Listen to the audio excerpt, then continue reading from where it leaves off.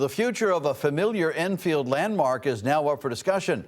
Town leaders say the former Fermi High School needs to be redeveloped, but before any decisions are made, they're asking the community to help shape what comes next. Fox 61's Tim Latow has more from Enfield.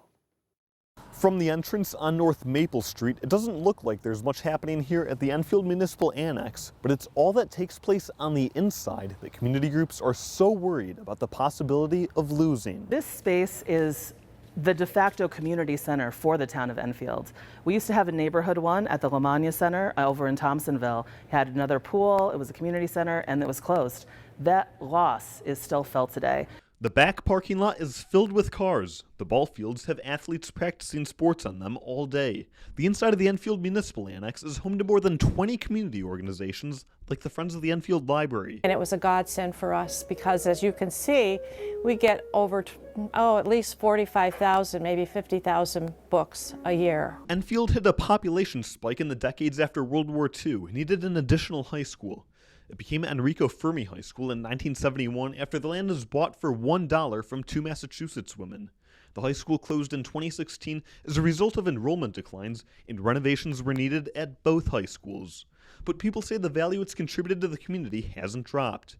Connie Schermerhorn says it's allowed the Friends of the Enfield Library to have a more efficient way of storing donated books. The improvement with it being in this building compared to the way it was, it's just incredible. It's so organized. But town leaders say the building is aging and is in need of repairs, maybe even redevelopment.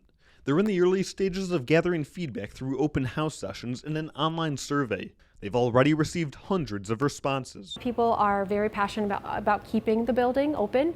A lot of passion about using it as a community space. There's so many different organizations that are currently in the annex that are using it. Forming arts groups, nonprofits, clubs, and sports teams all use the annex. The police department even has training sessions here.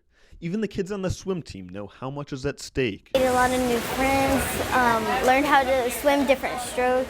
This is the only pool in Enfield, Connecticut right now, so I don't want this pool to get shut down. And they wouldn't have like an opportunity to have like a close swim team nearby. It's really fun here and it's so important to me. I even first started here doing swim lessons. The Friends of the Enfield Library work closely with the custodial staff. They say the need to make changes to the building came as a shock. We had no clue that the building wasn't really satisfactory, and now to hear this, it's distressing. No matter the role people have in Enfield, many say there's no greater community center than what they have. One young swimmer even made a sign with her plea to keep it open, and her teammates agree. We don't want to close Fermi because we swim here and we can do it all year round. I learned how to swim in deep, deep water here. It's going through some rough times right now, but I know that we can pull it back up.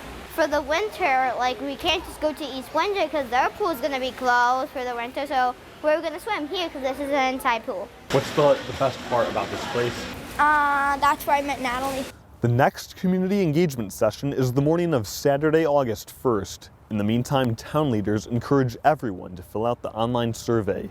In Enfield, Tim Latow, Fox 61.